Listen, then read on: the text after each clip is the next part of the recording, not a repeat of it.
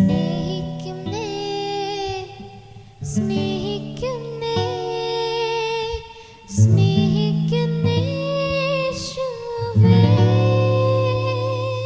ദൈവനാമം മഹത്വപ്പെടുമാറാട്ടെ. ഇന്ന് എന്നെ ശ്രവിക്കുന്ന എൻ്റെ എല്ലാ പ്രിയപ്പെട്ടവർക്കും നമ്മെ ചേർത്തുകൊള്ളുവാനായി വേഗം വരുന്ന കർത്താവായ യേശുക്രിസ്തുവിൻ്റെ നാമത്തിലെ സ്നേഹവന്ദനം. കഴിഞ്ഞ ആഴ്ചയിൽ നാം കണ്ടു, നാം നമ്മിൽ വസിക്കുന്ന പരിശുദ്ധാത്മാവിനെ കൊണ്ട് നാം എന്ത് ചെയ്യരുതെന്ന് നാം കണ്ടു. നാം ഒന്നാമതായിട്ട് ആത്മാവിനെ കെടുക്കരുത്, രണ്ടാമതായിട്ട് ആത്മാവിനെ നിന്ദിക്കരുത്, മൂന്നാമതായിട്ട് പരിശുദ്ധാത്മാവിനെ ദുഃഖിപ്പിക്കരുതെന്ന് കണ്ടു. എങ്ങനെയാണ് നമുക്ക് പരിശുദ്ധാത്മാവിനെ ദുഃഖിപ്പിക്കുവാനായിട്ട് സാധിക്കുന്നത് എന്നുള്ളത് ദൈവവചനത്തിൽ നിന്ന് നമുക്ക് മനസ്സിലാക്കുവാനായിട്ട് സാധിക്കും. അതിന് ഒന്നാമതായിട്ട് നമുക്ക് യെശയ്യാപ്രവാചകന്റെ പുസ്തകം 63 അധ്യായത്തിൻ്റെ ഒരു വാക്യം വായിക്കാം. യെശയ്യാവ് 63 9 ലാസ്റ്റ്. പുരാതന കാലത്തൊക്കെയും അവൻ അവരെ ചുമന്നുകൊണ്ട് നടന്നു, എന്നാൽ അവർ മത്സരിച്ചു, അവൻ്റെ പരിശുദ്ധാത്മാവിനെ ദുഃഖിപ്പിച്ചു. ഇവിടെ നമുക്ക് കാണാനായിട്ട് സാധിക്കുന്നു, അവർ മത്സരിച്ചു. മത്സരം, ദൈവത്തോടുള്ള മത്സരം ദൈവത്തിൻ്റെ കൽപ്പന അനുസരിക്കാതിരിക്കുന്നതാണ്. അപ്പോൾ ദൈവത്തോട് മത്സരിക്കുമ്പോൾ പരിശുദ്ധാത്മാവിനെ ദുഃഖിപ്പിക്കുന്ന ആണ് എന്ന് മനസ്സിലാക്കുവാനായിട്ട് സാധിക്കും. ഇസ്രായേൽ മക്കളോടുള്ള ചരിത്രം നാം പഠിക്കുമ്പോൾ പലപ്പോഴും ദൈവത്തോട് അവർ മത്സരിച്ചു. അവർക്ക് ഓരോ കാര്യങ്ങൾ ഏതെങ്കിലും തരത്തിൽ അവർക്ക് കുറവ് വരുമ്പോഴെല്ലാം അവർക്ക് ദൈവത്തോട് മത്സരിക്കുകയും അവർ പിറുപിറുക്കുകയും ചെയ്യുന്നവരായിട്ട് തീരുന്നു എന്നുള്ളത് നമുക്ക് കാണുവാനായിട്ട് സാധിക്കും. അങ്ങനെ നമ്മൾ മത്സരിക്കുകയും മത്സരത്തിൻ്റെ ഫലമായിട്ട് ദൈവത്തോട് പിറുപിറുക്കുകയും ചെയ്യുമ്പോൾ നാം പരിശുദ്ധാത്മാവിനെ ദുഃഖിപ്പിക്കുന്നവരാണ് എന്ന് ദൈവത്തിൻ്റെ വചനം വളരെ വ്യക്തമായിട്ട് പറയുന്നുണ്ട്. അത് ഒന്നാമതായിട്ട് നമ്മൾ മത്സരിക്കുമ്പോൾ, ദൈവത്തിൻ്റെ കൽപ്പന അനുസരിക്കാതിരിക്കുമ്പോൾ, നാം പിറുപിറുക്കുമ്പോൾ, ഇങ്ങനെയുള്ള നമ്മുടെ ജീവിതത്തിൽ എങ്ങനെയുള്ള പാപങ്ങൾ ഉണ്ടാകുമ്പോൾ നാം പരിശുദ്ധാത്മാവിനെ ദുഃഖിപ്പിക്കുകയാണ്. നമുക്ക് എഫെസ്യ ലേഖനം 4 അധ്യായത്തിൻ്റെ 25 മുതലുള്ള വാക്യം ഒന്ന് വായിക്കാം. ആകയാൽ ഭോഷ്ക് ഉപേക്ഷിച്ച് ഓരോരുത്തൻ താൻ്റെ കൂട്ടുകാരനോട് സത്യം സംസാരിപ്പിൻ. നാം തമ്മിൽ അവയവങ്ങളല്ലോ, കോപിച്ചാൽ പാപം ചെയ്യാതിരിപ്പിൻ. സൂര്യൻ അസ്തമിക്കുവോളം നിങ്ങൾ കോപം വെച്ചുകൊണ്ടിരിക്കരുത്, പിശാചിന് ഇടം കൊടുക്കരുത്. കള്ളൻ ഇനി കക്കാതെ മുട്ടുള്ളവന് ദാനം ചെയ്യുവാൻ ഉണ്ടാകേണ്ടതിന് കൈകൊണ്ട് നല്ലത് പ്രവർത്തിച്ച് അധ്വാനിക്കത്രേ വേണ്ടത്. കേൾക്കുന്നവർക്ക് ആത്മീയവർദ്ധനയ്ക്കായി നല്ല വാക്കല്ലാതെ ആകാത്തൊന്നും നിങ്ങളുടെ വായിൽ നിന്ന് പുറപ്പെടരുത്. ദൈവത്തിൻ്റെ പരിശുദ്ധാത്മാവിനെ ദുഃഖിപ്പിക്കരുത്. അവനാലല്ലോ നിങ്ങൾ വീണ്ടെടുപ്പ് നാളിനായി മുദ്രയിട്ടിരിക്കുന്നത്. എല്ലാ കയ്പും കോപവും ക്രോധവും കുറ്റാരവും ദൂഷണവും സകല ദുർഗുണവുമായി നിങ്ങളെ വിട്ട് ഒഴിഞ്ഞു പോകട്ടെ. അപ്പോൾ 25 മുതലുള്ള വാക്യത്തിൽ അനേക കാര്യങ്ങളിൽ ഇവിടെ പരിശുദ്ധാത്മാവിനെ ദുഃഖിപ്പിക്കരുത് എന്ന് പറഞ്ഞിട്ട് പറയുന്നുണ്ട്. അതിൽ നമ്മൾ ഒന്ന് കണ്ടു, കർത്താവിനോട് മത്സരിക്കുമ്പോൾ നാം പരിശുദ്ധാത്മാവിനെ ദുഃഖിപ്പിക്കുന്നു. രണ്ടാമതായിട്ട് നാം ഭോഷ്ക് പറയുമ്പോൾ നാം പരിശുദ്ധാത്മാവിനെ ദുഃഖിപ്പിക്കുന്നതാണ് എന്ന് നമുക്ക് വായിച്ച ഭാഗത്തിൽ നിന്ന്. അതുപോലെ മൂന്നാമതായിട്ട് നാം കോപിക്കുമ്പോൾ നമ്മൾ പരിശുദ്ധാത്മാവിനെ ദുഃഖിപ്പിക്കുകയാണെന്ന് കാണാനായിട്ട് സാധിക്കും. അപ്പോൾ കോപം വളരെ അത് വളരെ പാപമാണ്. അത് പാപമാണ് എന്നുള്ള ദൈവത്തിൻ്റെ വചനത്തിൽ നിന്ന്, അത് ചെറിയ പാപമായിട്ടല്ല ദൈവം കണക്കാക്കുന്നത്. അത് ഒരു പാപം ആണ്. അത് നമുക്ക് മത്തായിയുടെ സുവിശേഷം 5 അധ്യായത്തിൻ്റെ 21 വാക്യം മുതൽ കുല ചെയ്യരുതെന്ന് ആരെങ്കിലും കുല ചെയ്താൽ ന്യായവിധിക്ക് യോഗ്യനാകുമെന്ന് പൂർവന്മാരോട് അരുളി ചെയ്ത് നിങ്ങൾ കേട്ടിട്ടുണ്ടല്ലോ. ഞാനോ നിങ്ങളോട് പറയുന്നത്, സഹോദരനോട് കോപിക്കുന്നവനെല്ലാം ന്യായവിധിക്ക് യോഗ്യനാകും. ഇവിടെ കുല ചെയ്യുന്നതിന് തുല്യമാണ് സഹോദരനോട് കോപിക്കുന്നത് എന്നുള്ളതാണ് ദൈവത്തിൻ്റെ വചനം പറയുന്നത്. സഹോദരനോട് നിസ്സാരം എന്ന് പറഞ്ഞാലോ സഭയുടെ മുമ്പിൽ നിൽക്കേണ്ടി വരും. മൂഢൻ എന്ന് പറഞ്ഞാലോ അഗ്നി നരകത്തിന് യോഗ്യനാകും. ഇത്രയും വലിയ പാപമാണ് ആണ് നമുക്ക് കോപിക്കുക എന്നുള്ളത്. അപ്പോൾ നാം കോപിക്കുമ്പോൾ ഇവിടെ പറയുന്നത്, എഫെസ്യ ലേഖനത്തിൽ കാണുന്ന പോലെ കോപിക്കുമ്പോൾ നാം പരിശുദ്ധാത്മാവിനെ ദുഃഖിപ്പിക്കുന്നവരായിട്ട് തീരും. അപ്പോൾ നമ്മൾ ആദ്യം കണ്ടത്, നാം മത്സരിക്കുമ്പോൾ പരിശുദ്ധാത്മാവിനെ ദുഃഖിപ്പിക്കുന്നു. ഭോഷ്ക് പറയുമ്പോൾ പരിശുദ്ധാത്മാവിനെ ദുഃഖിപ്പിക്കുന്നു. നാം കോപിക്കുമ്പോൾ, മൂന്നാമതായിട്ട് നാം കണ്ടു, നാം കോപിക്കുമ്പോൾ പരിശുദ്ധാത്മാവിനെ നാം ദുഃഖിപ്പിക്കുന്നവരാണ് എന്ന് എന്ന് നമുക്ക് കാണുവാനായിട്ട് സാധിക്കും. അതുപോലെ തന്നെ നമ്മുടെ വായിൽ നിന്ന് ആകാത്തതായിട്ടുള്ള കാര്യങ്ങൾ പറയുമ്പോൾ, നമ്മുടെ നല്ലതല്ലാത്ത കാര്യങ്ങൾ നമ്മുടെ വായിൽ നിന്ന് നമ്മൾ പറയുമ്പോൾ നാം പരിശുദ്ധാത്മാവിനെ ദുഃഖിപ്പിക്കുന്നവരായിട്ട് തീരും എന്ന് ദൈവത്തിൻ്റെ വചനം പറയുന്നു. അതുപോലെ തന്നെ കയ്പ് നമ്മുടെ ഹൃദയത്തിലുണ്ടെങ്കിൽ നാം പരിശുദ്ധാത്മാവിനെ ദുഃഖിപ്പിക്കുന്നവരാണ്. കോപവും, ക്രോധവും, കുറ്റാരവും, ദുർഗുണവും, സകല ദുർഗുണവുമായി ഇതെല്ലാം ഇതെല്ലാം നമ്മുടെ ഹൃദയത്തിൽ വിട്ട് നമ്മൾ ജീവിക്കുമ്പോൾ നാം പരിശുദ്ധാത്മാവിനെ ദുഃഖിപ്പിക്കുന്നവരാണ് എന്ന് കാണുവാനായിട്ട് സാധിക്കും. അപ്പോൾ നമ്മുടെ ജീവിതത്തിൽ പരിശുദ്ധാത്മാവിനെ ദുഃഖിപ്പിക്കാത്തവരായിട്ട് ജീവിക്കണമെങ്കിൽ നമ്മൾ നമ്മുടെ ഹൃദയം സൂക്ഷിക്കേണ്ടതും ഹൃദയം വിശുദ്ധമായിട്ട് സൂക്ഷിക്കേണ്ടതും ആവശ്യമാണ് എന്നുള്ളത് നമുക്ക് മനസ്സിലാക്കുവാനായിട്ട് സാധിക്കും. നാം ഒന്നും കൂടെ പറയുമ്പോൾ നാം ഭോഷ്ക് പറയുമ്പോൾ, നാം മത്സരിക്കുമ്പോൾ, രണ്ടാമതായിട്ട് നാം കണ്ടു, മൂന്നാമതായിട്ട് സഹോദരനോട് കോപിക്കുമ്പോൾ, അതുപോലെ തന്നെ അസൂയ നിറഞ്ഞ ഹൃദയം കൊണ്ട് മറ്റുള്ളവരെ ഉപദ്രവിക്കുമ്പോൾ, മറ്റുള്ളവരെക്കുറിച്ച് ഇല്ലാത്ത കാര്യങ്ങൾ പറയുമ്പോൾ, ദൈവത്തിന് ഇഷ്ടമില്ലാത്ത കാര്യങ്ങൾ നാം കാണുമ്പോൾ, കേൾക്കുമ്പോൾ, നാം പിറുപിറുക്കുമ്പോൾ, മാത്രമല്ല നാം ദൈവത്തിൻ്റെ കൽപ്പനയായി സൽപ്രവൃത്തി ചെയ്യണമെന്ന് കർത്താവ് പറഞ്ഞത് നാം സൽപ്രവൃത്തി ചെയ്യാത്തവരായിട്ടിരിക്കുമ്പോൾ, നല്ലത് ചെയ്യാത്തവരായിട്ടിരിക്കുമ്പോൾ, ഇവിടുത്തെ 30-ാം വാക്യത്തിൽ കാണുന്നത് ദൈവത്തിൻ്റെ നിങ്ങൾ പരിശുദ്ധാത്മാവിനെ ദുഃഖിപ്പിക്കരുത്, കാരണം അവനാലല്ലോ നിങ്ങൾ വീണ്ടെടുപ്പ് നാളിനായി മുദ്രയിട്ടിരിക്കുന്നത്. ഇങ്ങനെയുള്ള പാപങ്ങൾ നമ്മുടെ ജീവിതത്തിൽ ഉണ്ടാകുമ്പോൾ നാം നമ്മുടെ തൃത്വത്തിൽ തുല്യനായ പരിശുദ്ധാത്മാവിനെ നാം ദുഃഖിപ്പിക്കുന്നവരാണ് എന്ന് നമുക്ക് മനസ്സിലാക്കുവാനായിട്ട് സാധിക്കും. വരുന്ന ദിവസങ്ങളിൽ പരിശുദ്ധാത്മാവിനെ ദുഃഖിപ്പിക്കാത്തവരായിട്ട് ജീവിപ്പാൻ കർത്താവ് നമ്മളെ സഹായിക്കട്ടെ. എന്നാൽ പരിശുദ്ധാത്മാവ് ദുഃഖിച്ചാലും നമ്മെ വിട്ടുപോകുന്നില്ല എന്നുള്ളത് അവനൊരിക്കലും ഒരു പ്രാവശ്യം നാം രക്ഷിക്കപ്പെട്ടപ്പോൾ പരിശുദ്ധാത്മാവ് ദാനമായിട്ട് ആദ്യ ദാനമായിട്ട് നമ്മുടെ ജീവിതത്തിലേക്ക് വന്നു. നമ്മുടെ പരിശുദ്ധാത്മാവ് നമ്മളിൽ ഉള്ളിൽ വസിക്കുകയാണ്. ആ പരിശുദ്ധാത്മാവ് ഒരിക്കലും നമ്മെ വിട്ടുപോകുന്നില്ല.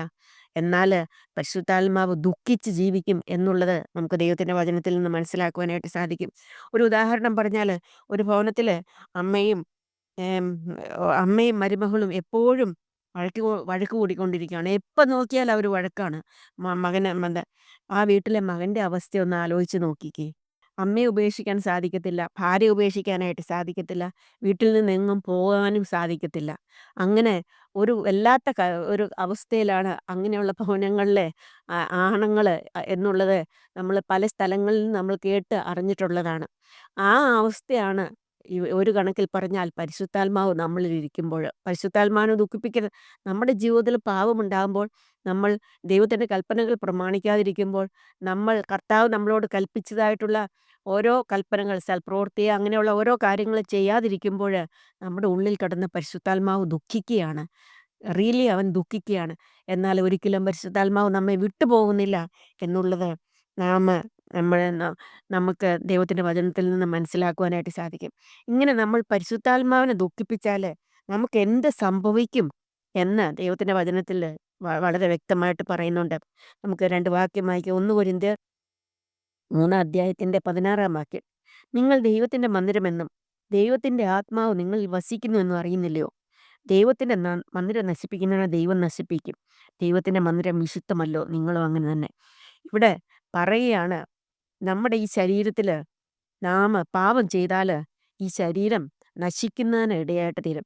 നമ്മളിലുള്ള പരിശുദ്ധാത്മാവിനെ നമ്മൾ ദുഃഖിപ്പിച്ചാൽ, പരിശുദ്ധാത്മാവ് നമ്മുടെ ഈ ശരീരത്തിൽ വസിക്കുകയാണ്. നമ്മൾ ഈ പരിശുദ്ധാത്മാവിനെ ദുഃഖിപ്പിച്ചു കഴിഞ്ഞാൽ ഈ ശരീരം പരിശുദ്ധാത്മാവ് നശിപ്പിക്കും. എന്ന് വെച്ചാൽ നമ്മളിൽ പലരും രോഗികളായിട്ട് തീരും, മരണം വരെ ഉണ്ടാകുവാനായിട്ട് സാധ്യതയുണ്ട്. അതുകൊണ്ട് പരിശുദ്ധാത്മാവിനെ ദുഃഖിപ്പിച്ച് ജീവിച്ചാൽ വളരെ സൂക്ഷിക്കേണ്ട കാര്യമാണ്. ഈ വാക്യം വളരെ വ്യക്തമായിട്ട് പറയുന്നു, ദൈവത്തിൻ്റെ മന്ദിരം നശിപ്പിക്കുന്നവനെ ദൈവം നശിപ്പിക്കും. അതുകൊണ്ട് പരിശുദ്ധാത്മാവിനെ നാം ദുഃഖിപ്പിക്കാതെ ജീവിക്കേണ്ടത് ആവശ്യമാണെന്ന് നമുക്ക് മനസ്സിലാക്കുവാനായിട്ട് സാധിക്കും. അതുതന്നെയാണ് 6-ാം അധ്യായത്തിൻ്റെ 19-ാം വാക്യത്തിൽ നാം കാണുന്നത്. ദൈവത്തിൻ്റെ ദാനമായ നിങ്ങളിലിരിക്കുന്ന പരിശുദ്ധാത്മാവിൻ്റെ മന്ദിരമാകുന്നു നിങ്ങളുടെ ശരീരമെന്നും നിങ്ങൾ വിലയ്ക്ക് വാങ്ങിയിരിക്കാൻ നിങ്ങൾ നിങ്ങൾക്കുള്ളവരല്ല എന്ന് അറിയുന്നില്ലയോ? ആകയാൽ നിങ്ങളുടെ ശരീരം കൊണ്ട് ദൈവത്തെ മഹത്വപ്പെടുത്തുക. ഇവിടെ നമുക്ക് കാണാനായിട്ട് സാധിക്കും, നമ്മുടെ ശരീരം കൊണ്ട് ദൈവത്തെ മഹത്വപ്പെടുത്തുകയാണ് വേണ്ടത്. അല്ലാതെ നമ്മുടെ ശരീരം കൊണ്ട് പരിശുദ്ധാത്മാവിൻ്റെ മന്ദിരമാകുന്ന നമ്മുടെ ശരീരത്തെ അതുകൊണ്ട് ദൈവത്തെ മഹത്വപ്പെടുത്തിക്കൊണ്ട് ജീവിക്കണം. അല്ല എങ്കിൽ നമ്മൾ ആദ്യം വായിച്ച ഭാഗത്ത് വരുന്ന ദൈവത്തിൻ്റെ മന്ദിരത്തെ നശിപ്പിക്കുന്നവനെ ദൈവം നശിപ്പിക്കും എന്ന് ദൈവത്തിൻ്റെ വചനത്തിൽ പറയുന്നുണ്ട്. അപ്പോൾ വളരെ ഭയത്തോടുകൂടെ നമ്മുടെ ഈ പ്രവാസം കഴിപ്പാൻ കർത്താവ് നമ്മളെ സഹായിക്കട്ടെ. അവൻ പരിശുദ്ധാത്മാവിനെ ദുഃഖിപ്പിച്ചു കഴിഞ്ഞാൽ നമ്മള് നമ്മളില് രോഗം, ക്ഷീണം, ദുഃഖം, പ്രയാസം, മരണം വരെ ഉണ്ടാകുവാനായിട്ട് സാധ്യതയുണ്ട്. അതുകൊണ്ട് പരിശുദ്ധാത്മാവിനെ ദുഃഖിപ്പിക്കാത്തവരായിട്ട് ജീവിക്കുവാനായിട്ട് കർത്താവ് നമ്മളെ സഹായിക്കട്ടെ. മാത്രമല്ല, യെശയ്യാ പ്രവാചകന്റെ പുസ്തകം 63-ന്റെ അധ്യായത്തില് നാം അവിടെ കണ്ടതാണ്.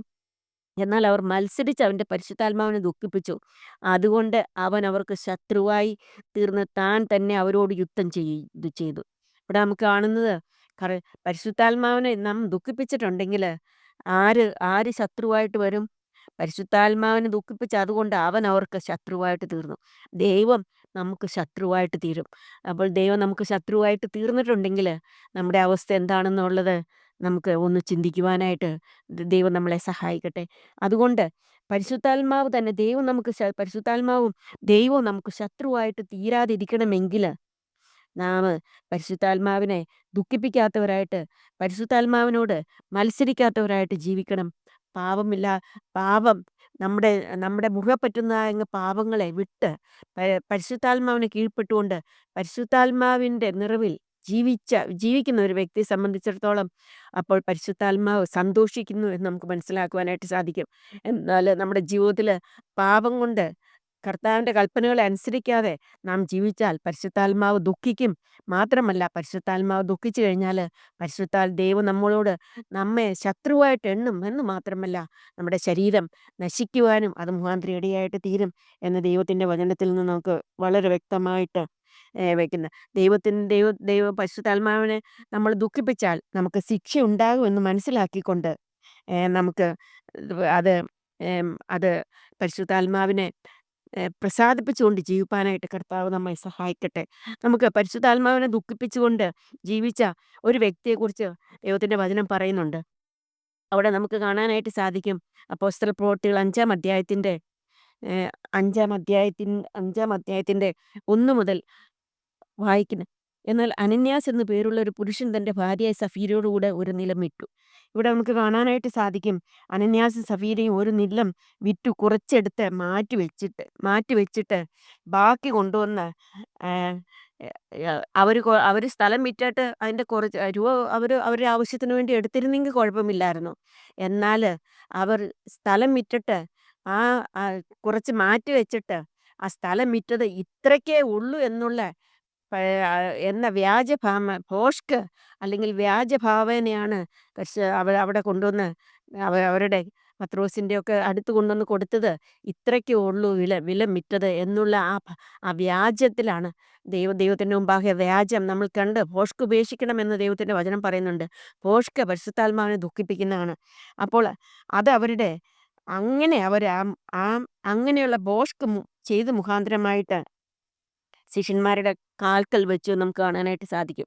അപ്പോൾ അത് കഴിഞ്ഞപ്പോൾ ചോദിക്കുന്നുണ്ട്, അവരോട് 5-ന്റെ 3-ാം വാക്യത്തിൽ പറഞ്ഞു, അപ്പോൾ പത്രോസ് അനന്യാസേ, പരിശുദ്ധാത്മാവിനോട് വ്യാജം കാണിപ്പാനും നിലത്തിൻ്റെ വിലയിൽ കുറെ എടുത്തു വെപ്പാനും സാത്താൻ നിന്റെ ഹൃദയം കൈവശമാക്കിയത് എന്ത്? ഭാര്യയുടെ അറിവോട് കൂടിയാണ് കുറച്ച് എടുത്തു വെച്ചത്. അത് കഴിഞ്ഞിട്ട് കൊണ്ടുവന്ന് കൊടുത്തത് മുഴുവനും കൊണ്ടുവന്ന് കൊടുക്കുന്ന രീതിയിലാണ് കൊടുത്തത്. അതാണ് വ്യാജഭാവം. അനന്യാസെ, പരിശുദ്ധാത്മാവിനോട് വ്യാജം കാണിപ്പാനും നിലത്തിൻ്റെ വിലയിൽ കുറെ എടുത്തു വെപ്പാനും സാത്താൻ നിന്റെ ഹൃദയം കൈവശമാക്കിയത് എന്ത്? അത് വിൽക്കും മുമ്പേ നിന്റേതായിരുന്നില്ലയോ? വിറ്റ ശേഷം നിന്റെ കൈവശമല്ലാഞ്ഞുവോ? ഈ കാര്യത്തിന് നീ മനസ്സ് വെച്ചത് എന്ത്? മനുഷ്യരോടല്ല, ദൈവത്തോടത്രേ നീ വ്യാജം കാണിച്ചെന്ന് പറഞ്ഞു. അപ്പോൾ നാം കാണുന്നത്, ആ വാക്ക് കേട്ടിട്ട് അനന്യാസ് വീണ് പ്രാണനെ വിട്ടു എന്നാണ് പറയുന്നത്. അതെ, അനന്യാസ് മരിക്കുന്നതിന് ഇടയായിട്ട് തീർന്നു പരിശുദ്ധാത്മാവിൻ്റെ നേരെയുള്ള വ്യാജത്തിന്. അതിനുശേഷം നാം കാണുന്നത് 3 മണിക്കൂർ കഴിഞ്ഞതിന് ശേഷം അവൻ്റെ ഭാര്യ ഈ സംഭവിച്ചതൊന്നും അറിയാതെ അകത്ത് വന്നു. പത്രോസ് അവളോട്, ഇത്രയ്ക്കോ നിങ്ങൾ നിലം വിറ്റത് പറക എന്ന് പറഞ്ഞു. അതെ, ഇത്രയ്ക്ക് തന്നെ എന്ന് അവൾ പറഞ്ഞു. ഒന്ന് ഓർത്ത് നോക്കിക്കുക, അവൾക്ക് അപ്പോഴെങ്കിലും പറയാമായിരുന്നു. എന്നാൽ അവളും വ്യാജം ദൈവം പരിശുദ്ധാത്മാവ് വെറുക്കുന്ന പാപമാണ്. കോപം പരിശുദ്ധാത്മാവ് വെറുക്കുന്ന പാവമാണ്, അവനെ ദുഃഖിപ്പിക്കുന്ന പാവമാണ്. പത്രോസ് അവളോട്, കർത്താവിൻ്റെ ആത്മാവിനെ പരീക്ഷിപ്പാൻ നിങ്ങൾ തമ്മിൽ ഒത്തതെന്ത്? ഇതാ നിന്റെ ഭർത്താവിനെ കുഴിച്ചിട്ടവരുടെ കാൽ വാതിക്കലുണ്ട്, അവർ നിന്നെയും പുറത്തു കൊണ്ടുപോകും എന്ന് പറഞ്ഞു. ഉടനെ അവൾ അവൻ്റെ കാൽക്കൽ വീണ് പ്രാണനെ വിട്ടു. അപ്പോൾ ഇവിടെ നമുക്ക് കാണാനായിട്ട് സാധിക്കുന്നത്, അനന്യാസും സഫീരയും രണ്ടുപേരും മരിക്കുവാനായിട്ട് ഇടയായിട്ട് തീർന്നു. കാരണം അവർ പരിശുദ്ധാത്മാവിനോട് വ്യാജം കാണിച്ചു. പരിശുദ്ധാത്മാവിനെ ദുഃഖിപ്പിച്ചോ, അത് മുഖാന്തരമായിട്ട് അവർ മരണം തന്നെ ഇടപെടും. അവരുടെ ജീവിതത്തിൽ ഉണ്ടാകുവാനായിട്ട് സാധിക്കും. അവിടെ നമ്മൾ നേരത്തെ വായിച്ച 1 കൊരിന്ത്യർ വായിച്ചത് അതെ. നമ്മളുടെ ശരീരം അത് ഒന്നുകൂടെ നമുക്ക് ആ വാക്യം ഒന്നും കൂടെ വായിക്കാം. 1 കൊരിന്ത്യർ ഏഹ്, പ 1 കൊരിന്ത്യർ 3:16 വാക്യം. നിങ്ങൾ ദൈവത്തിന്റെ മന്ദിരമെന്നും ദൈവത്തിന്റെ ആത്മാവ് നിങ്ങളിൽ വസിക്കുന്നുവെന്നും അറിയുന്നില്ലയോ? ദൈവത്തിന്റെ മന്ദിരം നശിപ്പിക്കുന്നവനെ ദൈവം നശിപ്പിക്കും. ദൈവത്തിന്റെ മന്ദിരം വിശുദ്ധമല്ലോ, നിങ്ങളും അങ്ങനെ തന്നെ. ആരും തന്നെ വഞ്ചിക്കരുത്. ഇവിടെ നമുക്ക് കാണാനായിട്ട് സാധിക്കും, പരിശുദ്ധാത്മാവിനെ നാം ദുഃഖിപ്പിച്ചുകൊണ്ട് ജീവിച്ചാൽ അവൻ നമ്മെ വിട്ടുപോകത്തില്ല.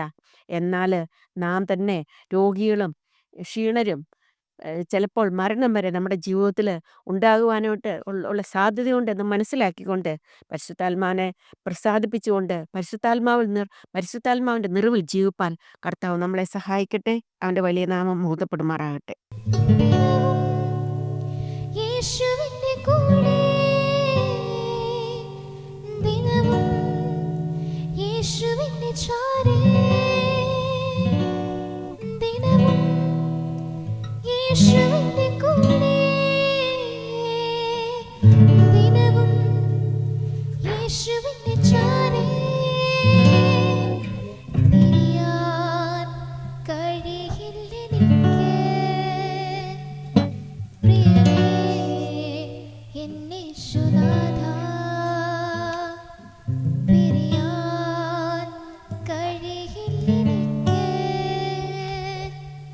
പ്രിയ